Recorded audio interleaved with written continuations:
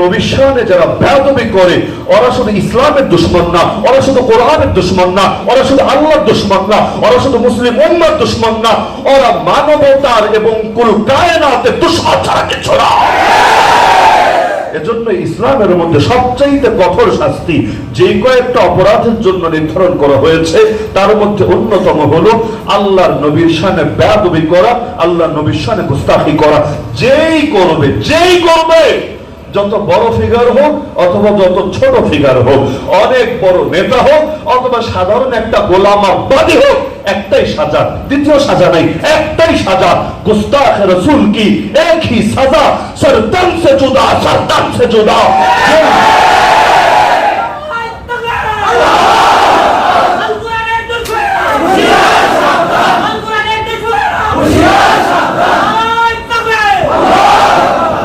নবী সাল্লাল্লাহু আলাইহি ওয়াসাল্লামের জামানায় ফয়সালা চূড়ান্ত। যেই ফয়সালা হুজুররা নতুন করে দেয় এটাতে সঠিকও হতে পারে, ভুলও হতে পারে। যত বড় হুজুর হোক সঠিকও হতে পারে, ভুলও হতে পারে, কিন্তু যেটা আল্লাহ নবী নিজের জামানায় প্রয়োগ করে করে দেখিয়েছেন, সাহাবীরা তার থেকে শিখে তারা উম্মতের মধ্যে প্রচার করেছেন, সেটা ভুল হবে না, হওয়ার প্রশ্ন আসে না। বড় অবাক লাগে, বড় অবাক। আল্লাহ নবীর জামানায় যে কাফের গুলো ছিল, খুব ভালো করে বুঝবেন কথাটা, নবীর জামানায় যে কাফের গুলো ছিল যারা নবীকে জানে মারতে চাইতো, যারা নবীর খাবারে বিষ মিশিয়েছিল, যারা আল্লাহ নবীকে জাদু পর্যন্ত করেছিল, যারা নবীর দাঁত পর্যন্ত শহীদ করেছিল, যারা নবীর আপন চাচার বুক চিরে কলিজাটাও বের করে চিবিয়ে খেয়েছিল, যারা আল্লাহ নবীকে মক্কা ছাড়তে, কাবা ছাড়তে, বাইতুল্লাহ ছাড়তে বাধ্য করেছিল, যারা সেজদায় গেল পিঠের উপর উটের ভুঁড়ি চাপিয়ে দিত, নামাজে দাঁড়ালেও গলায় চাদর পেঁচিয়ে শ্বাসরুদ্ধ করে হত্যা করার চেষ্টা করত, এমনকি যারা ইসলামের প্রথম শহীদ বানিয়েছিল, আরে একজন বৃদ্ধা নারীকে আল্লাহ নবীর সঙ্গী কেন হয়েছে, সাহাবী কেন হয়েছে, এটাই ছিল তার অপরাধ। এজন্য সুমাইয়া রাদিয়াল্লাহু আনহাকে আবু জাহাল নিজের হাতে বর্ষা মেরে জানে মেরে ফেলেছে। এত এত জুলুম করার পর, নির্যাতন করার পর, এমনকি দেশ ছেড়ে যাওয়ার পর একদিনের জন্য শান্তিতে থাকতে দেয় নাই। 9.5 বছরে 27টা যুদ্ধ নবীর নিজের করা লেগেছে, আর 47টা ময়দানে বাহিনী পাঠাতে হয়েছে। 9.5 বছরে দিনই আর কয়টা? 9.5 বছরে যদি 27 যুদ্ধ একার করা লাগে, 9.5 বছরে 27 যুদ্ধ একার করা লাগে, আর 47টা দিন বাহিনী পাঠানো লাগে, অবস্থা বোঝেন যে 2 মাসের কম সময়ে এক একটা রণাঙ্গন কায়েম হয়েছে। এত এত এত এত কষ্ট, জুলুম, নির্যাতন করার পরও তারা যে ব্লেম গুলো দেয় নাই নবীকে, নবীর চরিত্র নিয়ে যে বাজে বক্তব্য গুলো দেওয়ার সাহস করে নাই, কল্পনায় আসে নাই। এই জামানার 2 পয়সা নাস্তিক বেঈমান, এই জামানার 2 পয়সা উগ্র হিন্দুত্ববাদীরা ওই কথাগুলো টেনে আল্লাহ নবীর শানে গুস্তাখি করছে। আল্লাহ নবী আম্মা জান আয়েশা রাদিয়াল্লাহু আনহাকে বিয়ে করেছেন, এটা নিয়ে তৎকালীন মক্কার যুগ দূরের কথা, তার কয়েকশো বছরের মধ্যে দেখান পারলে আমাকে কেউ কটূক্তি করেছে কিনা। আল্লাহ নবী সাল্লাল্লাহু আলাইহি ওয়াসাল্লামকে আল্লাহ স্বাধীনতা দিয়েছিলেন, 11টা বিয়ে তিনি করেছেন, দেখান কোন বাপের বেটা ওই জামানায় এটা নিয়ে আপত্তি করেছিল কিনা। আল্লাহ নবী ইসলাম কায়েম করেছেন, খেলাফত কায়েম করেছেন, জিহাদ করেছেন, দেখান ওই জামানার কাফের মুশরিকরা লড়াই করেছে ভিন্ন কথা, কিন্তু জিহাদের কারণে নবীর জঙ্গি, ইসলামের জঙ্গিবাদের ধর্ম, ইসলামকে টেররিজম আর সন্ত্রাসবাদ জীবনে বলেছে কিনা। লেকিন এই জামানায় এসে দেখবেন এই সমস্ত বিষয় নিয়েও, আরে যেই সুরে আবু জাহাল কথা বলে নাই, যেই সুরে আবু লাহাব কথা বলে নাই, যেই সুরে আবু সুফিয়ান ইসলাম গ্রহণের আগে কথা বলে নাই, ওই সুরে তারা কথা বলছে। তাহলে এদেরকে যদি আবু জাহালের চাইতেও নিকৃষ্ট কীট বলি, এতে খারাপ লাগার কি আছে? এমন এমন কাজ করছে, মানে ওদের জীবনে সফলতাই যেন আল্লাহ নবীরে গাড়ি নিতে পারবে। আরে নবী কি করেছে তোর? আল্লাহ নবী 1500 বছর আগে দুনিয়া থেকে চলে গেলেন, তোর কি ক্ষতিটা করেছে যে তোর এখন আল্লাহ নবীকে নিয়ে গালিগালাজ করতে হবে? পৃথিবীর মধ্যে যারা বাক স্বাধীনতায় বিশ্বাসী, বাক স্বাধীনতা বুঝেন, কথা স্বাধীনতা আছে, যার যা মনে চায় বলতে পারবে। ধরেন আমেরিকায় বাক স্বাধীনতা আছে, লোকে বলে, ইউরোপ আমেরিকা বহু জায়গায় আছে, লোকে বলে, ভালো কথা। ওই জাতীয় দেশেও কিছু নীতিমালা আছে যে মুখের স্বাধীনতা আছে বলেই যা মনে চায় তা বলবা, এটা কেউ মেনে নেবে না। একটা নারীকে নিয়ে কথা বলে দেখুক না, এমনকি নারী কি পোশাক পরবে আর পরবে না, যে কথাগুলো হুজুররা নিয়মিত আজ মাহফিলে বলে, এই কথাগুলো ওদের দেশে গিয়ে বলুক না, দেখবেন তার বিরুদ্ধে মামলা ঢুকে দিয়েছে। কেন? যে নারীর স্বাধীনতায় হস্তক্ষেপ করেছে, সে বাক স্বাধীনতার নামে নারী জাতিকে অপমান করেছে। এমন আইনও আছে কোন কোন দেশে, মেয়ের বয়স যদি 18 ক্রস করে, ওই মেয়ে যদি বয়ফ্রেন্ডের সঙ্গে শুয়ে থাকে, বাপ পারবে না তার স্বাধীনতায় বাধা দিতে। যদি দেয়, মেয়ে সেই বাপের নামে মামলা দিলে ওই মামলায় বাপরে জেলের ভাত খাওয়াবে। তাহলে দুনিয়ায় যেখানে দেখা যাচ্ছে ওদের মানুষের বানানো আইন, মানুষের বানানো বিধান, মানুষের বানানো আদর্শ, মানুষের বানানো মূল্যবোধ, এটা নিয়ে কথা বললে কেউ সহ্য করে না। সংবিধান নিয়ে কথা বলুক, দেখবেন তার রাষ্ট্রদ্রোহী মামলা ঠিকই দিয়ে দিয়েছে। এমনকি তার দেশের শত্রু যারা, এদের পক্ষে কথা বলুক, আমেরিকায় বসে আফগানিস্তানের পক্ষে বলুক, আমেরিকায় বসে মাজলুম উম্মার পক্ষে বলুক, আমেরিকায় বসে জিহাদের পক্ষে কথা বলুক, দেখেন তার সঙ্গে কি আচরণ করে। তখন আর বাক স্বাধীনতার কথা মনে থাকবে না। কিন্তু এই বাংলাদেশের 2 পয়সা নাস্তিকরা, এরা কিনা বাক স্বাধীনতার নামে নবীকে গালি দেওয়ার অধিকার চায়। নাউযুবিল্লাহ। এই নতুন করে স্বাধীন হওয়া বাংলাদেশেও এই কথা পর্যন্ত এক শয়তান দাবি করেছে যে আসলেই বাংলাদেশ স্বাধীন হয়েছে কিনা বোঝা যাবে কিভাবে জানো? বোঝা যাবে যদি দেখো এখন নবীকে গালি দিলে কেউ আর কিছু বলে না, তাহলে বুঝবা দেশ স্বাধীন হয়েছে। আর যদি বাধা আসে, বুঝবা এখনো দেশের মধ্যে পরাধীনতা চলছে। অথচ এই কথাটা যে বলছো, মায়েরও যদি কেউ গালি দেয় সহ্য করবে না, ওর নেতা নেত্রীকে যদি কেউ গালি দেয় সহ্য করবে না, তার মানে ওর কাছে নবীর ইজ্জতটাই সবচাইতে সস্তা হয়ে গেছে। আর দেশের ইজ্জত, মায়ের ইজ্জত, দলের ইজ্জত, নেতার ইজ্জত দামি হয়েছে। অথচ আল্লাহ নবীর চাইতে বেশি দামি পৃথিবীর কিছুই হতে পারে না। এমনকি আসমানের ফেরেশতা পর্যন্ত, আরে কিসের ফেরেশতা, আরশ কুরসি লৌহ কলম পর্যন্ত আমার রাসূলের চাইতে বেশি দামি না। আল্লাহ, একমাত্র আল্লাহ, তারপরেই সবচাইতে যিনি দামি তার নামই মুহাম্মাদুর রাসূলুল্লাহ সাল্লাল্লাহু আলাইহি ওয়াসাল্লাম। তো এখন যদি তোমার মুখের স্বাধীনতার দাবি হয়, সে আল্লাহর নবীর শানে বেয়াদবি করা। কথা স্পষ্ট যে তোমার মুখে যদি লাগাম না থাকাই স্বাধীনতার দাবি হয়, তাহলে মুসলমানের হাতে লাগাম থাকবে কোন দুঃখে? আরে তোর মুখে স্বাধীনতার নামে যদি আল্লাহ নবীর নামে গালি ছড়তে পারে, তোর মতো ইবলিসকে মুসলমান স্বাধীনতার নামে, হাতের স্বাধীনতার নামে জাহান্নামে চৌরাস্তা পৌঁছে দিয়ে আসতে পারবে।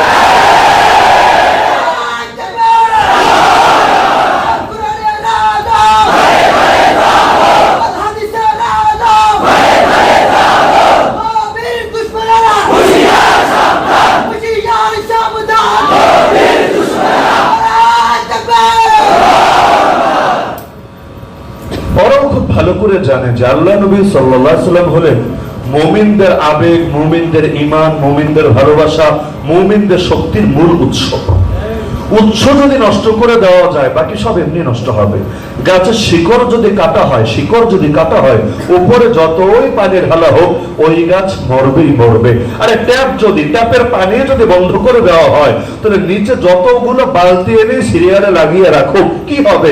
পানি তো ভরবে না। ভরবে কিভাবে? ট্যাপের পানির উৎসই তো বন্ধ করে দিয়েছে। তো ওরা চায় আল্লাহ নবী সাল্লাল্লাহু আলাইহি ওয়াসাল্লাম থেকেই মুসলমানদেরকে দূরে সরিয়ে দিতে। ওরা এমন একটা প্রজন্ম দেখতে চায় যাদের সামনে নবীরা গালি দিলেও তারা উত্তেজিত হবে না, তারা কিচ্ছু বলবে না। বিশ্বাস করে যেদিন ওরা মুসলমানদেরকে এই সূরাতে দেখতে পাবে, কোনো যুদ্ধ লাগবে না, কোনো লড়াই লাগবে না, ওরা বলবে এমনি এরা কুকুরের জাতিতে, গোলামের জাতিতে পরিণত হয়েছে। এখন ভাত রান্না হয়েছে কিনা বোঝার জন্য সব টেপা লাগে না, সব খাওয়া লাগে না, যে কোনো একটা দুইটা টিপ দিলেই কিন্তু বোঝা যায় হাড়ির চালের কি অবস্থা, এটা কি রান্না সম্পূর্ণ হয়েছে নাকি বাকি আছে। তো ইসলামের সবকিছু নিয়ে কথা বলে লাগে না, মাঝে মধ্যে নবীরে নিয়ে বলে বলে খোঁচা মেরে দেখে মুসলমান কি জেগে আছে না ঘুমিয়ে গেছে, মুসলমান কি আগের মতো আছে, সিংহের জাতি আছে না শিয়াল আর বেড়ালের জাতিতে পরিণত হয়েছে। দেখেন না এখন ইন্ডিয়া গরুর মূত্রখোর, এরা পর্যন্ত কোন মুখে নবীর সামনে বেয়াদবি শুরু করে দিয়েছে। তো ধর্মসভায় বসে, আরে ধর্মসভায় বসে তোদের ধর্মের উপরে তো কেউ অ্যাটাক করে না, তোদের যারা পুরোহিত, তোদের যারা বরেণ্য ব্যক্তিত্ব, তাদের নিয়েও তো কেউ কটূক্তি করে না। আমি আমার জীবনে দেখি নাই কোন হুজুর কোন মাহফিলে রামকে নিয়ে, কৃষ্ণকে নিয়ে কোন বাজে বক্তব্য দিয়েছে ওয়াজের মাহফিলে। দেখেছেন জীবনে? আরে দেখেছেন জীবনে? আমি আমার জীবনে দেখি নাই। বরঞ্চ মুসলমান এই বিষয়গুলো স্কিপ করে যায়, দরকার নাই, আমি আমারটা বলি, তুমি তোমারটা হকটা বলো, কিন্তু আর কি ঠেকা পড়েছে যে ওর বাতিল আকীদাও প্রচার করে করুক, কিন্তু সেখানেও আল্লাহ নবীকে টেনে সে ব্যঙ্গ করেছে, বিদ্রোহ করেছে, কটূক্তি করেছে, মুসলমান মামলা করেছে, জেলে ভরবে তো দূরের কথা, উল্টো রাজ্যের বিধায়ক তার পক্ষে দাঁড়ালি করেছে। আরে মুসলমান বিক্ষোভে ফেটে পড়েছে। বোম্বাইয়ের উদ্দেশ্যে, যেটা এখন না মুম্বাই, এই মুম্বাইয়ের উদ্দেশ্যে হাজার হাজার গাড়িতে মুসলমান এসে প্রতিবাদ জানাতে চেয়েছে। তো কার ডাকে? বড় কোনো হুজুরের ডাকে না, একজন সাধারণ মানুষ যে সাবেক এমপি ছিল, এমএলএ ছিল, তার ডাকে সবাই এসে একত্রিত হয়েছে। তো এটা পর্যন্ত সফল হতে দেয় নাই, সেখানে উল্টো বাধা দিয়েছে। তো এভাবে বাধা দিয়ে আর কয়দিন? আরে নিয়ম হলো, বন্যার পানি যখন আসতে শুরু করে, তুমি যদি এটাকে স্বাভাবিক রাস্তা দিয়ে আসতে দাও, স্বাভাবিক ভাবে আসবে। তো যদি এটাকে ঠেকাতে চাও, কি দিয়ে ঠেকাবা? যেটা দিয়ে ঠেকাবা ভেঙে চুরে এরপর এলোমেলো হয়ে তোমার ভেতরে ঢুকবে, তখন কোন দিকে যাওয়া দরকার এটাও বুঝবে না।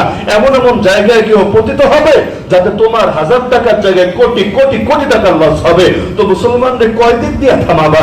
আরে হামলা করে, মামলা করে, পুলিশ দিয়ে, আর্মি দিয়ে মুসলমানকে দমিয়ে রাখবা? কয়জনকে দমাবা? আরে পাগলরা ভাবে যে ওয়াজ মাহফিলে হুজুররা গরম কথা না বললেই সব শয়তানি মনে হয় ভালো মতো করা যাবে, আর কোন শয়তানিতে কোনো বাধা থাকবে না, খালি হুজুরদের জবানি বাধা। কেন হুজুরদেরকে জেলে ভরে দেখো নাই? একজন দুজন না, ১,৫০০ আলেমকে বছরের পর বছর কারাগারে ফেলে রেখো দেখো নাই? আরে এক জবান বন্ধ করবা, হাজার জবান আল্লাহ খুলে দিবে। মারিয়াম আলাইহিস সালামকে আল্লাহ বললেন, খবরদার, লোকে তোরে যা বলে বলুক, আরে বেশ্যা বলবে, পতিতা বলবে, যা বলে চাই বলুক, কোনো কথার জবাব দিবা না, চুপ থাকবা, চুপ, একটা কথারও প্রতিবাদ করবা না। কেউ যদি বেশি বলতে চায় বলবা, আমি আল্লাহর জন্য রোজা রেখেছি, ইন্নী নাযারতু লির-রাহমানি সাওমা। আর রোজা ওই জামানায় কথার রোজা ছিল। আমাদের রোজা মানে খাবো না, পানি পান করবো না, স্ত্রীর সাথে মিলিত হবো না। ওই জামানায় কথার রোজা ছিল, যে রোজা মানে কথাও বলবো না। তো তোমার সাথে কেউ কথা বলতে আসলেও তুমি বলবা, আমি রোজাদার, কথাবার্তা জবাব দিব না। ফালান উকাল্লিমাল ইয়াওমা ইনসিয়া। তো লোকে তো খারাপ বলে, এখন কি হবে? আরে নিজের মুখ দিয়ে যদি বলতো যা হতো, এর চাইতে বড় ব্যবস্থা আল্লাহ করে দিয়েছে। তিনি যদি ধর্মগ্রন্থ হাতে নিয়ে কসম খেয়ে বলতেন যে না, আমি কোনো খারাপ কাজ করি নাই, তার চরিত্র খারাপ না, বরং তিনি নিখুঁত, তিনি পবিত্র, সমাজে একটা লোক বিশ্বাস করতো না। আরে কুমারী মেয়ে বাচ্চা নিয়ে এসেছে, আবার বলে কিছুই করে নাই, অথচ স্বামী নাই, কিভাবে সম্ভব? সবাই অবিশ্বাস করত, অস্বীকার করত। কিন্তু আল্লাহর জন্য এক জবান বন্ধ করেছে, আল্লাহ এমন জবান খুলে দিয়েছে যে জবান দুনিয়াতে সচরাচর কথা বলে না। আল্লাহর ইঙ্গিত পে ইশারা দিচ্ছে, আরে যত প্রশ্ন আছে এই বাচ্চারে কর, বাচ্চারে। অবাক, কাইফা নুকাল্লিমু মান কানা ফিল মাহদি সাবিয়্যা। আরে আমাদের পাগল পেয়েছিস? পুরান পাগলের ভাত নেই, নতুন পাগলের আমদানি। এই কোলের বাচ্চার সঙ্গে আবার কথা বলা যায় নাকি? ওরা অবাক, কিন্তু ওদের সব বিস্ময় দূর করে দিয়ে কোলের বাচ্চা এবার বলে উঠলো, ক্বালা ইন্নী আবদুল্লাহ। নিশ্চয় আমি আল্লাহর গোলাম, আল্লাহর বান্দা, যেন তেন গোলাম না। আতানিয়াল কিতাব, আল্লাহ আমাকে কিতাব দিয়েছেন। ওয়া জাআলানি নবিয়্যা, আমাকে নবী বানিয়েছেন। ওয়া জাআলানি মুবারাকান আইনামা কুন, যেখানেই থাকবো ওই জায়গাকে আল্লাহ বরকতময় বানিয়ে দিয়েছেন। ওয়া আওসানি বিস-সালাতি ওয়াজ-যাকাতি মা দুমতু হাইয়্যা, যতদিন বেঁচে থাকবো আল্লাহ নামাজ এবং যাকাতকে আঁকড়ে থাকতে বলেছেন। শুধু তাই না, ওয়াবাররাম বিওয়ালিদাতি, আমার মাকে কষ্ট দিচ্ছ, আল্লাহ বলে দিয়েছেন যতদিন বেঁচে থাকবো এই মায়ের সঙ্গে যেন সদাচার করি, মায়ের সঙ্গে যেন সবচাইতে ভালো ব্যবহার করি। ওয়ালাম ইয়াজআলনি জাব্বারান শাকিয়্যা, আল্লাহ আমাকে কোনো উদ্ধত বা কপাল পোড়া বানান নাই। ওয়াসসালামু আলাইয়া, ওয়াসসালামু আলাইকা না, আলাইকুম না, ওয়াসসালামু আলাইয়া, আমার উপর সালাম বর্ষিত হোক। ইয়াউমা উলিদতু, যেদিন আমি জন্মগ্রহণ করলাম, ওয়া ইয়াউমা আমুতু, যেদিন আমি মৃত্যুগ্রহণ করব, ওয়া ইয়াউমা উবআসু হাইয়্যা, যেদিন পুনরায় আবার উত্থিত হব রব্বুল আলামিনের সামনে, সবগুলো দিন সালাম শান্তি বর্ষিত হোক আমার উপরে। আল্লাহর জন্য এক জবান বন্ধ করলে আল্লাহ বহু জবান খুলে দেয়। তো জবান বন্ধ করে করে পৃথিবী থেকে হকের আওয়াজ কি বন্ধ করা গিয়েছে? নবী বলেছেন, নবী, পৃথিবীর কোন মৌলবী ফতোয়া না, নবী বলেছেন, لا يزال الله يغرس في هذا الدين غرسا يستعملهم في طاعتي। আল্লাহ নিজে এই ইসলামের মধ্যে বীজ লাগাতে থাকে, চারা লাগাতে থাকে, যে চারাগুলোকে আল্লাহ তার আনুগত্যের কাছে নিয়োজিত রাখে। এজন্য মেরে মেরে হককে দমিয়ে দেওয়া যায় না। আরে এক বীরকে মারবা, আরেক বীর গড়ে উঠবে, তাকে মারবা, আরেকজন গড়ে উঠবে। যে আদর্শ সমাজের মধ্যে একবার শুরু হবে, পৃথিবীর প্রতিটা ঘরে ঘরে প্রবেশ করার আগে সেই ইসলাম থামবে না কারো আঘাতে। কতজনই তো মরলো, কতজনে তো মরলো। আল্লাহ নবী সাল্লাল্লাহু আলাইহি ওয়াসাল্লাম শহীদ, আমাদের আকীদা এটাই, আল্লাহর নবীও শহীদ। সেই সপ্তম হিজরিতে নবীকে বিষ খাওয়ানো হয়েছিল খাবারের সঙ্গে। ওই বিষের প্রভাব বুখারীর হাদিসে আছে, ওফাতের পূর্বে তার মধ্যে প্রকাশিত হয়েছিল। আর নবী সারা জীবন দোয়া একটাই করেছেন, আল্লাহ শহীদে মৃত্যু দিও। এটা বলেন নাই আল্লাহ রুকুতে মৃত্যু দিও, সেজদায় মৃত্যু দিও, হজে মৃত্যু দিও, উমরায় মৃত্যু দিও, তাওয়াফে মৃত্যু দিও, সাইতে মৃত্যু দিও। একটা মৃত্যুই চেয়েছেন, আল্লাহ তোমার রাস্তায় বারবার শহীদে মৃত্যু দিও, একবারও না। আল্লাহ এটা তো এমন মধু, একবার খেলেও পিপাসা মিটবে না, বারবার বারবার এই মধু খাওয়ার তৌফিক দিও। না হলে চিন্তা করেন জান্নাতে গেলে কিসের অভাব থাকবে, কিসের অভাব? আর অভাব শব্দ জান্নাতের সামনে ব্যবহার করলেও তো বেয়াদবি হবে। তাহলে জান্নাতে যাওয়ার পর সব পাবে। পৃথিবীর কোন বাপের বেটা চাইবে দুনিয়ায় পুনরায় ফিরে আসতে? আরে যত বড় আলেম, যত বড় বুজুর্গ, যত বড় হাজি, যত বড় যাকাত দাতা, যত বড় দানবী, কেউ চাইবে না দ্বিতীয়বার দুনিয়ায় ফিরে আসতে। এমনকি যদি বলা হয় গোটা দুনিয়ার মালিক বানাবো তোকে, কিসের বাইডেন আর পুতিন, তুই হবি সারা দুনিয়ার মালিক, বলবে আরে আমার কোনো মালিকানা লাগবে না, ওই নড়াইলের মালিকানাও না, বাংলাদেশের মালিকানাও না, দুনিয়ার মালিকানাও না। আমি একবার বহুত কষ্ট মষ্ট করে জান্নাতে এসেছি, আর যেতে রাজি না, যত অফার দেওয়া হোক এই জান্নাত ছাড়বো না। কিন্তু নবী বলেছেন একটা শ্রেণী বলবে আল্লাহ বেশি না, অন্তত 10টা বার পাঠিয়ে দাও না। তারা কারা? শহীদ। কি মজা আছে শাহাদাতে, যেই মজা নাই জান্নাতের হুরের আলিঙ্গনে, যেই মজা নাই জান্নাতের নহর নালার মাঝে, যেই মজা নাই জান্নাতের এত উত্তম ফলফলাদির মাঝে, যেই মজা নাই যেই জান্নাতে নবীর সোহবত পাবে, রবের দিদার পাবে। আরে কি এমন মজা আছে শাহাদাতে, বারবার বারবার বারবার সেই মধু পান করার জন্য প্রাণ পিপাসার্ত তৃষ্ণার্ত হয়ে থাকে। মুসলমান সারা দুনিয়া মাজলুম হয় কেন? এক একজন এক এক ব্যাখ্যা দেয়। আমার নজরে সবচেয়ে বড় ব্যাখ্যা এটা, মুসলমান মৃত্যুকে অপছন্দ করতে শুরু করেছে, অথচ মৃত্যু অপছন্দের জিনিস না, মৃত্যু তো মহব্বতের জিনিস, আর মৃত্যু তো কামনার জিনিস, মৃত্যু তো চেনার জিনিস। তবে সব মৃত্যু না। ওমর রাদিয়াল্লাহু আনহু দোয়া করতেন নামাজের পর আল্লাহর কাছে, বুখারীতে হাদিস আছে, ওয়াকালা ওমর আল্লাহুম্মা রযুকনি শাহাদাতান ফি সাবিলিক, হে আল্লাহ তোমার রাস্তায় শহীদ মৃত্যু দিও। ওমরের দোয়া ছিল, আল্লাহ কবুল করেছেন। আর ওমর দোয়া করবেন না কেন? তিনি যে শহীদ হবেন নবীর জামানায় ভবিষ্যৎবাণীর মাধ্যমে জেনে নিয়েছেন। একদিন উহুদ পাহাড়ের উপর ছিলেন 4 জন মানুষ, একজন আল্লাহ রাসূল, আর একজন আবু বকর, আর সাথে ওমর এবং ওসমান রাদিয়াল্লাহু তাআলা আনহুম আজমাইন। হঠাৎ ভূমিকম্প শুরু হলো, রাজাফা বিহিম উহুদ, ভূমিকম্প শুরু হলো। এমন সময় আল্লাহ নবী হাতে থাকা লাঠি দিয়ে আঘাত করলেন উহুদের গায়ে, আঘাত করে বললেন উসবুত উহুদ, আরে উহুদ তুমি থেমে যাও। বলবেন নবী পাহাড়ের সাথে কথা বলে কিভাবে? আরে নবী পাথরের সাথে কথা বলে কিভাবে? নবী উটনির সাথে কথা বলে কিভাবে? তাহলে কথা বোঝার মতো আর বলার মতো যোগ্যতা আল্লাহ যারে দেয়, সে জড় পদার্থের সঙ্গেও কথা বলতে পারে।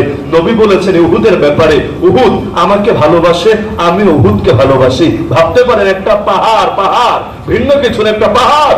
নবী বলেন হাযা উহুদ ইউহিব্বুনা ওয়া নুহিব্বুহু, আর এই হলো উহুদ, সেও আমাকে ভালোবাসে, আমিও তাকে ভালোবাসি। তো সেই উহুদের গায়ে আঘাত করে নবী বলছেন উহুদ ভূমিকম্প হোস না, আরে তুই কাঁপিস না, থাম। কেন? ফাইন্নামা আলাইকা, আরে তোর উপর কে রয়েছে জানিস? তোর উপর রয়েছে নবিয়্যুন ওয়া সিদ্দীকুন ওয়া শাহীদান, একজন নবী, একজন সিদ্দিক, দুইজন শহীদ। একজন নবীকে সবাই বোঝে, মুহাম্মদুর রাসূলুল্লাহ সাল্লাল্লাহু আলাইহি ওয়াসাল্লাম। একজন সিদ্দিককে সবাই জানে, আবু বকর সিদ্দিক রাদিয়াল্লাহু আনহু। 2 জন শহীদ আবার কে? সবাই তো জীবিত, কেউ তখন মরে না, সবাই জিন্দা। তো নবী বলছেন ওহ থাম, তোর উপর নবী আর সিদ্দিকে খালি না 2 জন শহীদ আছে, অথচ কেউ শহীদ না, জিন্দাই আছে। আরে এই বাক্য শোনার পর ওমর আর ওসমানের কি বুঝতে বাকি থাকে? ডাক আসবেই আসবে, হয়তো 2 দিন আগে, না হলে 2 দিন পরে। এজন্য সেই ডাককে গ্রহণ করার জন্য পাগল পারা হয়ে থাকে। আল্লাহ কবে ডাক দিবা? আর তো সহ্য হয় না। উরযুকনি শাহাদাতান ফি সাবিলিক। এমন কি আল্লাহর রাসূল সাল্লাল্লাহু আলাইহি ওয়াসাল্লামের অনেক পরে ওসমান রাদিয়াল্লাহু আনহু যখন খলিফা, তার ঘরকে ঘেরাও করে ফেললো বিদ্রোহীরা। মদিনার মধ্যে 4 দিক থেকে অবরোধ করে রেখে তাদের টার্গেট হলো ওসমানকে মেরেই ফেলবে। আলী রাদিয়াল্লাহু আনহুর মতো সাহাবী এসে বারবার বলছে, ইয়া আমিরুল মুমিনিন, ইয়া খলিফাতুল মুসলিমিন, খালি অনুমতি দেন না, আল্লাহ আমাদের যে শক্তি দিয়েছেন, যে বাহিনী দিয়েছেন, সবগুলো বিদ্রোহীকে কচুকাটা করার ক্ষমতা আমরা রাখি।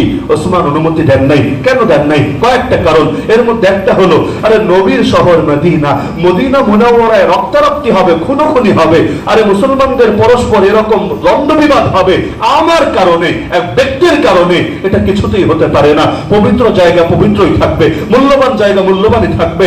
তাদের শত্রুতাটা আমাকে নিয়ে, মেরে ফেলুক প্রয়োজনে আমাকে, তবু আমার জন্য মুসলমানদের মধ্যে হত্যা হত্যি না হোক, আমার কারণে অনেক মুসলমান শহীদ না হোক। আর দ্বিতীয় কারণ হলো, নবী তো বলে গিয়েছেন সে শহীদ হবে, তাহলে শাহাদাতকে ভয় পাওয়ার কি আছে? তিনি তো রেডি। এজন্য যখন থেকে শহীদ করছিল, আল্লাহর বান্দা কোরআন তেলাওয়াত করছিলেন, কোরআন তেলাওয়াত করছিলেন। যে সময় কোরআন তেলাওয়াত করছিলেন, এসে তরবারি দিয়ে কোপ মারলো, ওই কোরআনের উপরই তার গায়ে রক্ত লেগে গেল। আজও তুরস্কের জাদুঘরে সেই কোরআন সংরক্ষিত আছে, যেখানে ওসমান রাদিয়াল্লাহু আনহুর বুকে তাজা রক্ত লেগে আছে। আমার জিন্দেগিতে একবার দেখার তৌফিক হয়েছিল, বাইতুল মুকাররমে সেই তুরস্ক থেকে, মিউজিয়াম থেকে এই জিনিসগুলো এনেছিল মানে প্রদর্শনের জন্য, শর্ট টাইমের জন্য, সম্ভবত 3 দিন, অনেক আগের কথা। তো ওই সময় আলহামদুলিল্লাহ কয়েকটা জিনিস দেখার সৌভাগ্য হয়েছিল, তার মধ্যে সেই কোরআনটাও, যেখানে নিজ চোখে দেখেছি আজ রক্তের ছোপ ছোপ দাগ লেগে আছে।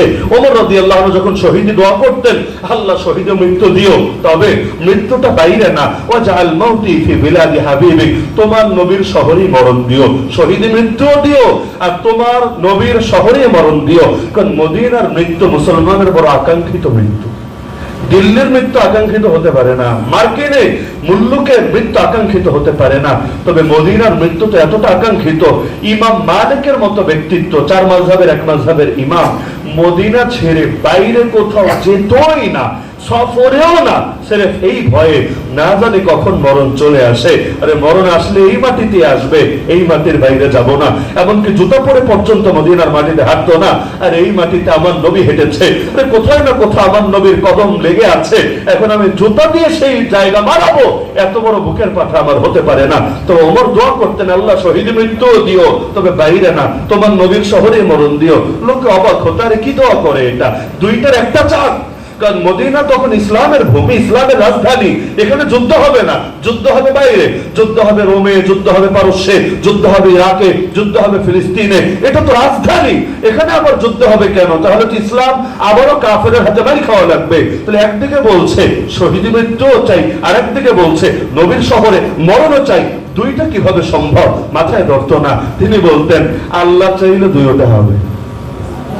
আল্লাহ এমন ভাবে হলে নামাজের ইমামতি করছে, নামাজের ইমামতি, আল্লাহর বান্দার দোয়াকে আল্লাহ এমন ভাবে কবুল করলেন, এক অগ্নি পূজক সে এসে ওই নামাজের মধ্যেই ছুরিকাঘাত করে বসলো। ওমর রাদিয়াল্লাহু আনহুর গা থেকে দরদর করে রক্ত বের হলো। কয়েকটা আঘাত করলেন তাকে, এর মধ্যে একটা আঘাত তল পেটে লেগেছিল, যেটা সবচেয়ে ভয়াবহ ছিল। তিনি বেহুশ হয়ে লুটিয়ে পড়লেন, কিন্তু লুটিয়ে পড়ার আগে পেছনে যে ছিল তাকে ইশারা দিলেন, নামাজটা চালিয়ে নিও, আমার একার কারণে মুসলমানের নামাজ যাতে বরবাদ না হয়। এমনকি অজ্ঞান হয়ে গেলেন, ধরাধরি করে বাসায় নিয়ে গেল। জ্ঞান যখন ফিরলো কয়েক ঘন্টা পরে, প্রথম প্রশ্ন কি ছিল জানেন? সর্বপ্রথম প্রশ্ন ছিল, আরে আসাল্লান নাস, মানুষ কি নামাজ পড়ে নিয়েছে? ভাবতে পারেন, শহীদ হওয়ার আগে চূড়ান্ত আঘাত খেয়ে কয়েকটা ছুরির আঘাত খেয়েছেন, এর মধ্যে তলপেটেরটা সবচাইতে ভয়াবহ ছিল। কিন্তু জ্ঞান ফেরার পরে প্রথম প্রশ্ন এটাই ছিল, আসাল্লান নাস, মানুষকে নামাজ পড়েছে? বলল, হ্যাঁ আমিরুল মুমিনিন পড়েছে। বলল, আমারেও পড়াও। রক্ত বের হচ্ছে, আমারেও পড়াও। তার ওই অবস্থায় তাকে উযু করালো, সেখানেই তিনি ছোট ছোট দুটো সূরা দিয়ে নামাজ আদায় করে নিলেন। পরবর্তীতে যখন সেই জালেমকেও ধরে তার সামনে আনা হলো, ওই সময়ও এই ঘটনায় না, আলী রাদিয়াল্লাহু আনহুর ক্ষেত্রে যখন তিনি আঘাতপ্রাপ্ত হয়েছিলেন, জালেমকে সামনে আনা হয়েছিল, তখন তারা সবাই বললেন, আরে মেরে ফেলি আপনার চোখের সামনে। তিনি বলেছিলেন, না, মারবা কিসের জন্য? আমি তো এখনো জীবিত আছি, তো অনেক কিসের জন্য মারবা? আমি যদি মরে যাই তাহলে মেরো, কারণ ইসলামে হত্যার বদলে হত্যা, জানের বদলে জান, মৃত্যুর বদলে মৃত্যু। আমি বেঁচে গেলে আরে মারার দরকার নাই, মাফ করে দিও। আর আমি যদি মরে যাই তাহলে কিসাস হিসাবে তারাও মেরো। তাহলে বলছিলাম যে শাহাদাত এমন এক মজা, এমন এক মধু, যেটা মুসলমানের কাছে ছিল লোভনীয় বস্তু, আজ এটা ঘৃণিত বস্তু, ঘৃণিত। আরে কয়জন মুসলমান জীবনে একবার দোয়া করেছে, আল্লাহ শহীদি মরণ দিও? কয়জন? এমন কেউ দোয়া যদি হুজুর করে, দেখবেন আমিন বলে না। অনেকে আমিন বলে না ভয়ে, কেন? আমিন বললে যদি কবুল হয়ে যায় তাহলে কি হবে? আরে কবুল তো হতেই পারে, যদি হয় কি হবে? ব্যথা তো আমার হবে, যন্ত্রণা তো আমার হবে, হুজুরের কি হবে? এজন্য দোয়া করলেও লোকে ভাবে কি বদদোয়াটা দোয়া দিল নাকি, আমাদের এলাকার উপর নারাজ নাকি? তাহলে হুজুর মরণের দোয়া কেন করে? হুজুর তো আর লম্বা হায়াতের দোয়া করবে। আল্লাহ রাসূল বলেন ইয়াশীবু ইবনু আদম, আরে আদমের বেটা বুড়া হয়, ওয়া তাশুব্বু ফিহি খাসলাতান, কিন্তু দুইটা অভ্যাস তার মধ্যে জোয়ান হয়। শরীর তো বুড়া হয় কিন্তু খাসলত দুইটা জোয়ান হয়। কোন দুইটা? নবী বলেন এক নম্বর আল হিরসু, লোভ আর লোভ আর লোভ, খালি পয়সার লোভ না, ক্ষমতারও লোভ। আরে ক্ষমতার লোভ, গদির লোভ দেখেন না, এমন বাড়ে পা একটা কবরে চলে গেছে তাও লোভ ছাড়তে পারে না। এমনকি এর জন্য গোটা দেশে যদি আগুন জ্বালানো লাগে তাও লাগাতে রাজি আছে। মানুষ মরলে মরবে, আরে মানুষের কোল খালি হলে হবে, তাতে তার কি? স্বজন হারানোর বেদনা সে একাই ভালো বোঝে, আর কারো কি বোঝার দরকার আছে? তার স্বজনই স্বজন, আর গোটা দেশের কারো স্বজন স্বজন না। এজন্য তার একার স্বজনের কষ্টকে যেহেতু সে অনুভব করেছে, এবার গোটা দেশ মেরে খালি করে দিলেও তার কিছু আসে যায় না। তো বয়স হওয়ার পরও এই খাসলত যায় না কেন? আরে যাবে না। নবী বলেছে বয়স বাড়বে আর দুই জিনিস বাড়বে, একটা হলো দীর্ঘ জীবনের আশা, আর আরেকটা হলো লোভ। এটা বাড়তেই থাকবে, বাড়তেই থাকবে, বাড়তেই থাকবে। তো বলছিলাম যে আল্লাহ রাসূল সাল্লাল্লাহু আলাইহি ওয়াসাল্লামকে তো আল্লাহ সবচেয়ে দামি বানিয়েছেন, যার কারণে তার ইজ্জত রক্ষা করা সবচেয়ে দামি। ওমা আরসালনাকা ইল্লা রাহমাতাল লিল আলামিন, নবী ছিলেন तमाम জাহানের জন্য রহমত। শুধু মানব জাতি না, বরঞ্চ যত জগৎ হতে পারে, মানব জগৎ, জিন জগৎ, উদ্ভিদ জগৎ, প্রাণী জগৎ, ফেরেশতা জগৎ, যত জগৎ হতে পারে সব জগতের জন্য রহমত হলেন আমার রাসূল। তো যিনি ছিলেন রহমত, তারে যদি গালি দেয় এত জগৎ রেখে কি হয়? এজন্য ইমাম মালিকের জামানায় এক লোক আল্লাহ নবীরে গালি দিয়েছিল। তো খলিফা হারুনুর রশিদের সামনে তাকে ধরে আনা হলো। খলিফা বুঝেন তো, খলিফা মানে কি দর্জি না? দর্জি না, এই খলিফা সেই খলিফা না। খলিফা মানে হলো মুসলমানদের রাষ্ট্রপ্রধান। রাষ্ট্রপ্রধান বলতে আবার বাংলাদেশের প্রেসিডেন্ট, ইন্ডিয়ার প্রেসিডেন্ট এই টাইপের চিন্তা করবেন না। মনে করেন দুনিয়ায় মুসলমান আছে কত? প্রায় 200 কোটি। কত? তাহলে খলিফা মানে কি? 200 কোটি মুসলমানের অভিভাবক, যার কথায় 200 কোটি মুসলমান উঠবে বসবে। যেই খলিফা যদি ডাক দেয় 200 কোটি মুসলমান একসঙ্গে ময়দানে নেমে আসবে। আজকে জাল আকসা 70 বছরের অধিক সময় ধরে কাফের মুশরিকের দখলে। কেন বুঝেন না? আরে জবাব সহজ। ইসরায়েল ইহুদি 1 কোটি, মাত্র 1 কোটির সামান্য কিছু বেশি। এর মধ্যে বুড়া আছে, শিশু আছে, নারী আছে, অসুস্থ আছে, এমনকি অনেক মুসলমানও আছে। অনেকে ভাবে ইসরায়েলে সবই মনে হয় কাফের। না, ইসরায়েলের মধ্যে অনেক মুসলমান আছে। এমনকি কিছুদিন আগে ইসরায়েলে সফর করে এসেছে এমন একজন আমাকে বলেছে যে তাবলীগের 3টা মার্কাজও আছে, এবং তিনি একটাতে সময়ও দিয়ে এসেছেন, তাবলীগের সফরেও গিয়েছিলেন। তো ইসরায়েল মানে সব ইহুদি, বিষয়টা এমন না। যেমন ইন্ডিয়া মানে সব হিন্দু নাকি? ইন্ডিয়া মানে সব হিন্দু না, বরঞ্চ বাংলাদেশের তো মুসলমান, ইন্ডিয়া মুসলমান এর চাইতে কম না বেশি? বেশি, অনেক বেশি। এমনকি পরিসংখ্যান অনুসারে 20 কোটি, কিন্তু ইন্ডিয়ার লোকরাই বলে হুজুর বাস্তবিক সংখ্যাটা আরো বেশি। ওরা বলে না, ওরা একটু কম কম বলে, বাস্তবে মুসলমানের সংখ্যা আরো বেশি, আরো বেশি। তাহলে ইসরায়েলের মধ্যে 1 কোটির মতো যদি লোকই থাকে, ধরলাম 1 কোটি, 1 কোটি সেনাবাহিনী, 1 কোটি যোদ্ধা, কিন্তু মুসলমান তো 200 কোটি। তো 200 কোটির মধ্যে নারী বাদ দিলাম, শিশু বাদ দিলাম, বৃদ্ধ বাদ দিলাম, অসুস্থ বাদ দিলাম, আরো যত মাযুর আছে বাদ দিলাম। 200 কোটি 100 কোটি তো অন্তত টিকবে। 100 কোটি পুরো বাদই দিলাম, বাকি 100 কোটি থাকবে। আচ্ছা আরো কমালাম, 50 কোটি অন্তত থাকবে। তাহলে 50 কোটি মানুষ মিলে কি পারে না 1 কোটি জালেমের জুলুমকে শেষ করে দিতে? পারে না? 50 কোটি মানুষের 100 কোটি হাত আছে, 50 কোটি মানুষের 100 কোটি পা আছে। আরে সবাই মিলে যদি খালি বাঁশ নিয়েও নামে, এই 50 কোটি মানুষের বাঁশের বাড়ি খেয়ে বাঁচার কোন সুযোগ ওদের আছে? একসাথে মানুষ নামলে দেখেন না বাংলাদেশে কি হয়েছে? পাবলিক নেমেছে কি নিয়ে? ক্লাসিনকভ নিয়ে নেমেছে, AK-47 নিয়ে নেমেছে, অথবা পেট্রোল বোমা নিয়ে নেমেছে? কিচ্ছু না, খালি হাতে নেমেছে। কেউ একটা তসবিহ নিয়ে নেমেছে, কেউ একটা মেসওয়াক নিয়ে নেমেছে, আরে কেউ কপালের মধ্যে কালেমার একটা পতাকা বেঁধে বেশ এভাবে নেমেছে। কিছুই না, সম্বল তার আল্লাহর উপর ভরসা। বাঁচবে কি বাঁচবে না এটাও নিশ্চিত না। তো গোটা বাংলাদেশের জনগণ একসঙ্গে ঢাকায় নেমেছে তাও না, ঢাকার লোকেরা আর আশপাশের লোকেরাই নেমেছে। ব্যাস শেষ দিনের কথা আমি বলছি। দেখা গেল আল্লাহর কে কুদরত, এটাই তাকে নিজ দিয়াও না বরং উপর দিয়ে উড়ে উড়ে ভাগতে হয়েছে। খালি হাতে এই মানুষ না, কয়জনই নেমেছে, ধরেন 1 কোটি নেমেছে, 2 কোটি নেমেছে, 16 কোটি তো আর নামে নেই, আরে 12 কোটি তো আর নামে নেই। তো 1-2 কোটি যদি নামে, তাও আমি বাড়ায় বলছি 1-2 কোটি হবে না। ওই শেষ দিনের হিসাবও যদি করেন 1-2 কোটি হবে না। 1-2 কোটি বুঝেন, 1-2 কোটি এটা মুখের কথা না, তাও ধরলাম 1-2 কোটি নেমেছে খালি হাতে, পরিণতি দেখেছেন। তো 50 কোটি মিলে ছোট করে আজকে মসজিদ আকসার দিকে পৃথিবীর কোন বাপের বেটা আছে এদেরকে পথরোধ করবে, কিন্তু নামতে পারে না। কেন নামতে পারে না? খলিফা নাই বলে। কারণ মুসলমান 200 কোটি হলে কি হবে? ছড়ানো ছিটানো, কিছু বাংলাদেশে, কিছু ইন্ডিয়ায়, কিছু পাকিস্তানে, কিছু আফগানিস্তানে, কিছু তুরস্কে, কিছু সৌদিতে, কিছু ইয়ামানে, কিছু সিরিয়ায়, কিছু ওয়েস্টার্ন কান্ট্রি গুলোতে। তো সবাই কার কথায় উঠবে, কার কথায় বসবে, কাকে নেতা মানবে? কেন্দ্রীয় নেতৃত্ব ছাড়া ঐক্য হয় না, ঐক্য শব্দটাই ভুয়া হবে কেন্দ্রীয় যদি নেতৃত্ব না থাকে। ওমর রাদিয়াল্লাহু আনহু বলেন, লা ইসলামা ইল্লা বিজামাআ ওয়ালা জামাআতা ইল্লা বিইমারা ওয়ালা ইমারাতা ইল্লা বিতাআ। ইসলাম হয় না জামাত ছাড়া, জামাত মানে কেন্দ্র মানে ঐক্যবদ্ধ দল।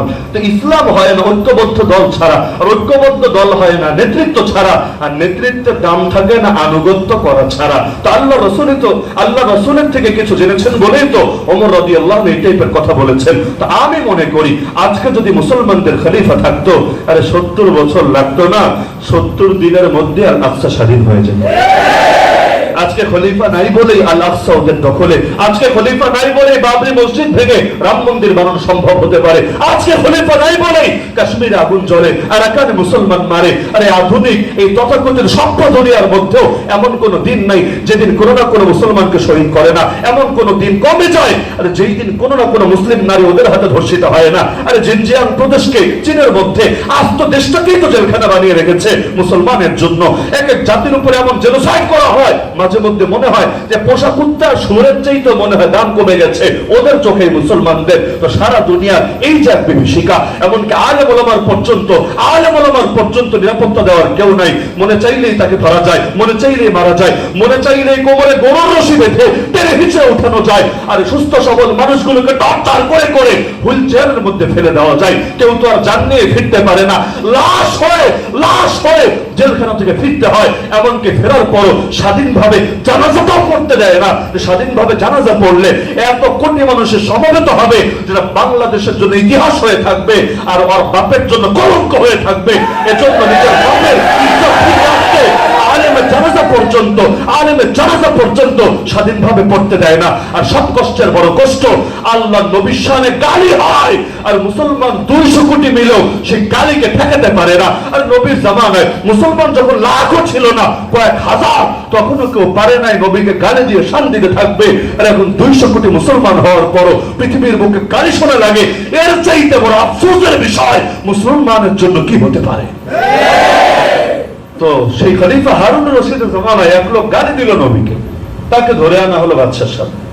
তো বাদশাহ এখন তার ব্যাপারে শরিয়া শাস্তি দিবে, কোরআনের শাস্তি দিবে। এখন নিজে তো জানে না, এজন্য হুজুরে জিজ্ঞাসা করলো যে শাস্তি কি বলেন তো। হুজুর বললো শাস্তি হলো কয়েকটা ঠাস ঠুস করে চর মেরে চটকরে মেরে ছেড়ে দেন, এটাই শাস্তি। অথবা বলে চাইলে একটু পিটুনে দিয়ে ছেড়ে দেন, এটাই শাস্তি। আর বলে দেন সামনে যাতে আর গালিগালাজ না করে, বেয়াদবি না করে। কিন্তু এই ফতোয়া শোনার পর হুজুরের মনেই খটকা থেকে গেল। তেলবাজি তো করেছে, সামনে এসে তাকে সন্তুষ্ট করতে চেয়েছে, কিন্তু খলিফারই মন ভরে নাই। আরে কি বলে, নবীরা গালি দিয়েছে, শাস্তি এত হালকা কিভাবে হতে পারে? মাঝে মধ্যে হয় আর কি, বাঁশের চাইতে কঞ্চি বড় হয়ে যায়, হয় না? যে নিজে শাসক সে জানে যেই পরিমাণ আকাম কুকাম করেছে, যেই পরিমাণ মানুষ মেরেছে, যেই পরিমাণ আলেম ওলামার বদদোয়া কামিয়েছে, যেই পরিমাণ গুম খুন করেছে, আর মরতে দেরি জাহান্নামে যেতে মনে হয় বেশি দেরি হবে না। কিন্তু দেখা যাচ্ছে মোল্লা একটা ধরে হাজির করেছে, একটাকে ডিম বিরিয়ানি খেয়েছে। আরে মুরগি বিরিয়ানিও না, গরু বিরিয়ানিও না, ছাগল বিরিয়ানিও না, উট বিরিয়ানি, হরিণ বিরিয়ানিতে স্বপ্নেও দেখে নাই। এক প্যাকেট ডিম বিরিয়ানি কয় টাকাই হবে? 20 টাকা, 40 টাকা, 50 টাকা, না ধরলাম ভিআইপি 500 টাকা। তো কি হয়েছে? বেশ খেয়ে এবার লাখ মানুষের সামনে, হাজারও না লক্ষ লক্ষ ইমামের সামনে পর্যন্ত ঘোষণা দেয়, আরে মাননীয় নেত্রী, আপনি একজন জান্নাতি নারী। জান্নাত তোর বাপের ঠিকাদার? বাপটা এমন জান্নাত ওর বাপের জায়গায় লিখে দিচ্ছে এখন সুন্দর ভাবে। আরে নিজে কেউ জান্নাতে যেতে পারবে গ্যারান্টি কোনো বাপের বেটা দিতে পারবে? সম্ভবিত না। আরেকজনটা জান্নাত বিকিয়ে দিচ্ছে, যারে বিকিয়ে দেয় সেও মনে হয় চিন্তায় পড়ে, আমি তোর অন্তরের অবস্থা জানি না, তবে দেখলে মনে হয় আর কি মাঝে মধ্যে ও চিন্তায় পড়ে, কি রে এত তেলের তো উপযুক্ত আমি না, এত তেল এখানে মালিশ করছে কোন দুঃখে? ও বাংলাদেশের তেলের দাম বুঝি এজন্যই বেড়েছে। এক একজন যদি এত তেল মালিশ করতে পারে, আরে এক এক জায়গায় মোনাজাতের মধ্যে তেল কারে বলে? গরিবের নাম মুখেও আনবে না, অভাবের নাম মুখেও আনবে না, বিরোধী দলের কারো নামও মুখে আনবে না। সামনে খালি যেই যেই নেতা বসা এদেরকে এমন বলা বলবে ঈদের দোয়ায় জুম্মার দোয়ায়, মনে হবে দুনিয়াটা একমাত্র ওদের বাপেরই জায়গা। ব্যাস ওরে দিতে দিতে দিতে তেল এত দেওয়া দিবে। আরে এক এক এলাকায় যদি এত তেল দেওয়া হয় তাহলে মানুষ গাড়ি যারা চালায় তেল পাবে কিভাবে? তেল সম্পদ করলে দাম তো বাড়বেই, স্বাভাবিক ব্যাপার। তো খলিফারও খটকা লাগলো, কি রে মৌলবী কি বলে, কয়টা চোট থাপ্পড় দিলে পিটুনি দিলেই নবীর হক আদায় হয়ে যাবে। এবার সে সংবাদ পাঠালো ইমাম মালিক রাহমাতুল্লাহ আলাইহিকে, হে মহান ইমাম আপনি একটু বলেন হুজুরের ফতোয়া কি ঠিক আছে? কারণ হুজুরের উপরও তো বড় হুজুর আছে। ইমাম মালিক জবাবের মধ্যে লিখলেন মা বাকাউল উম্মাহ বাদা শাতমি নবিয়্যিহা। আরে নবীর গালিগালাজ করা হলে এই উম্মতের বেঁচে থাকার কি অর্থ হতে পারে? মান শাতামাল আম্বিয়া কুতিলা, যারা এই নবীদেরকে গালিগালাজ করা হবে তাদেরকে পৃথিবী থেকে বিদায় করে দেওয়া হবে।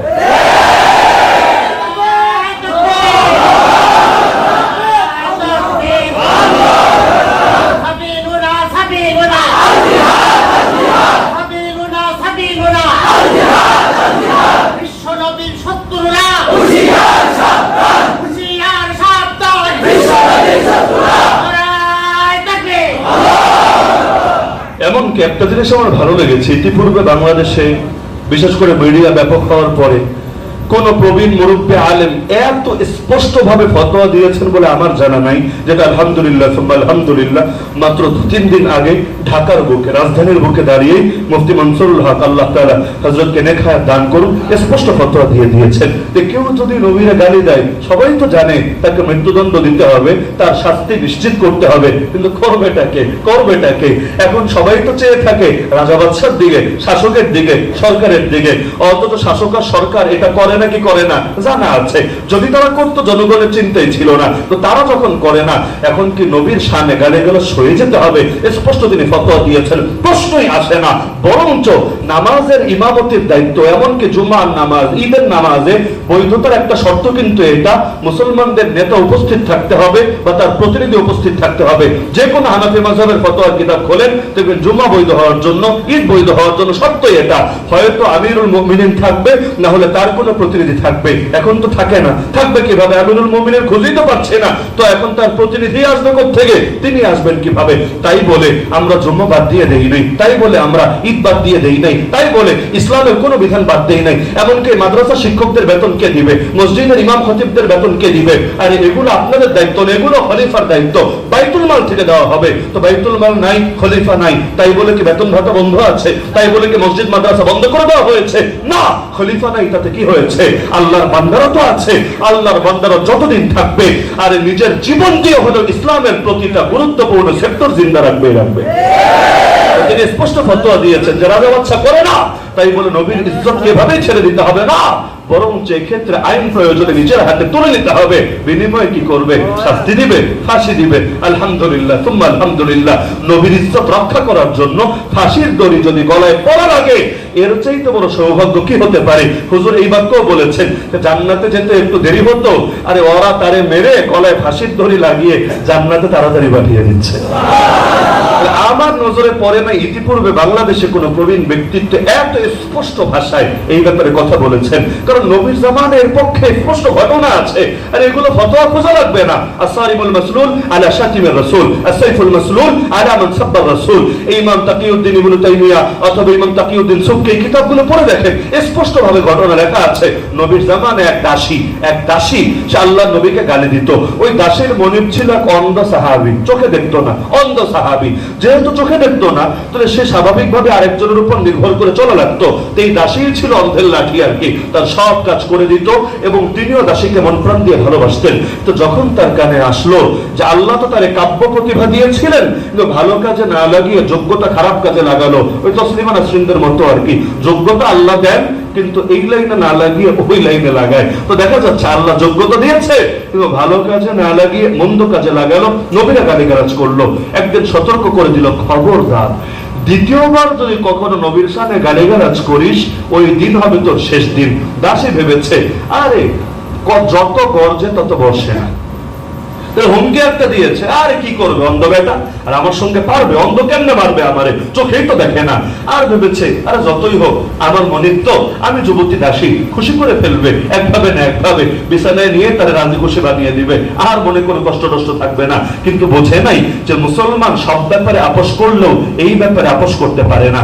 তো একদিন তিনি আবার শুনলেন যে সেই দাসীটা আল্লাহ নবীর সামনে পুনরায় কবিতা বলে ব্যঙ্গ করেছে। এবার সিদ্ধান্ত নিলেন, তোর মতো দাসীরা দুনিয়ার বাঁচিয়ে রাখবো না, কারণ অর্নিং যা দেওয়ার ছিল আগে দিয়েছি, কাজ হয় নাই, তো সোজা আঙ্গুলে ভিজে হয়তো ওঠে নাই, আঙ্গুল তো বাঁকা করাই লাগবে। কিন্তু তিনি তো চোখে দেখেন না, এখন যদি ছুরি নিয়েও যান তার কাছে, উল্টো তারে মেরে ফেলতে পারে। এখন কি হবে? তিনি একদিন অপেক্ষায় থাকলেন, আগে তুই ঘুমা। দাসী ঘুমালো, তিনি তার পাশে গিয়ে বিছানায় বসলেন, খঞ্জর ছিল হাতে, কাজ যা করার তা করে ফেললেন। সকালবেলা আল্লাহ নবীর দরবারে মজলিসে নিজে এসে উপস্থিত হলেন। সাহাবীরা বিচার উঠালো, ইয়া রাসূলুল্লাহ, মদিনার মধ্যে একটা খুন ঘটেছে, একটা হত্যাকাণ্ড ঘটেছে, একটা দাসীকে কে বা কারা যেন হত্যা করে ফেলেছে। আল্লাহ নবীর সামনে যখন এই বিচার উঠলো, আল্লাহ নবীও তখন একটু পেরেশান, কি বলো, মদিনার মধ্যে হত্যা হয়েছে, খুন হয়েছে? সেই অন্ধ সাহাবী হাত উঠালো, ইয়া রাসূলুল্লাহ, আমার কিছু বলার আছে। নবী বলেন, কাছে আসো, কি বলবো বলো। সামনে গিয়ে বলল, ইয়া রাসূলুল্লাহ, আমি নিজে জেনে বুঝে সচেতন ভাবে স্বপ্নদিত হয়ে কারো কোনো উস্কানি ছাড়া, ইন্ধন ছাড়া, ইচ্ছাকৃত ভাবে ওই দাসী তাকে দুনিয়া থেকে বিদায় করেছি। কেন? কারণ সে আপনাকে গালি দিয়েছে, আপনার শানে কটূক্তি করেছে। তো যে আপনার শানে কটূক্তি করে ও পৃথিবীর বুকে বেঁচে থাকবে, এটা আমি চাইনি। আল্লাহ রাসূলকে এবার বললেন, ইয়া রাসূলুল্লাহ, আমার জান কুরবান হোক আপনার জন্য, আপনি যদি এবার মৃত্যুদণ্ডের রায় দেন আমার ব্যাপারে, আলহামদুলিল্লাহ, আমি খুশি আছি। আমি এটা সৌভাগ্যের বিষয় মনে করি যে নবীর ইজ্জত হেফাজতের জন্য আমার জান কুরবান হচ্ছে। আমার হাজার জান যদি কুরবান করা লাগতো, তবুও আমি এরকম দাসীকে পৃথিবীতে থাকতে দিতাম না, ওরে জাহান্নামে পৌঁছে দিতাম। আল্লাহ নবী এটা শুনলেন, সাহাবীরাও শুনলেন। আল্লাহ নবী সাল্লাল্লাহু আলাইহি ওয়াসাল্লাম সঙ্গে সঙ্গে বললেন, আরে তুমি চলে যাও, তোমাকে কোনো শাস্তি দেওয়া হবে না। দামুহা হাদার, এই দাসীর রক্তের কোনো দামই নাই, কোনো মূল্যই নাই। এবং এটা এতটা স্পষ্ট মাসআলা, লা ইয়ান্তাতুহু ফিহা আনাজান, মানুষ তো মানুষ, দুইটা ছাগলও এই ব্যাপারে গুতগুতি করবে না। মানে এই মাসআলা নিয়ে কেউ দ্বিমত কোনোদিনও করবে না। এমনকি আবু জাহালকে যেই দুই পিচ্চি বাচ্চা বেড়েছিল, জানেন তো ঘটনা?